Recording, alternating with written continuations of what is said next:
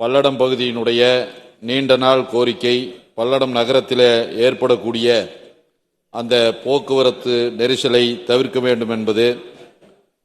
பல்லடம் நகர மத்திய பகுதியில் தேசிய நெடுஞ்சாலை எண் 81 செல்கின்றது.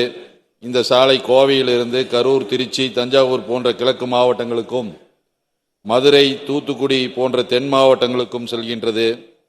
இந்த பகுதியில் செல்லக்கூடிய பேருந்துகள், கனரக வாகனங்கள் மிக அதிகமாக செல்கின்ற காரணத்தினால் பல்லடம் நகர பகுதியில் கடுமையான போக்குவரத்து நெரிசல் தொடர்ந்து ஏற்பட்டு கொண்டிருக்கின்றது.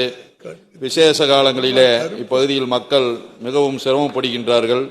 இந்த போக்குவரத்து நெரிசலை தவிர்க்கின்ற வகையில் கடந்த கால ஆட்சியில முன்னாள் முதலமைச்சர் அண்ணன் எடப்பாடியாருடைய ஆட்சி காலத்தில் கோவை சாலையிலிருந்து காளிவேளாம்பட்டியிலிருந்து குங்குமம்பாளையம் வழியாக மாதப்பூர் வரை வெளிவட்ட சாலை அமைப்பதற்காக நிலம் எடுப்பதற்காக ரூபாய் 45 கோடி நிதி ஒதுக்கி அரசாணையும் வெளியிடப்பட்டது.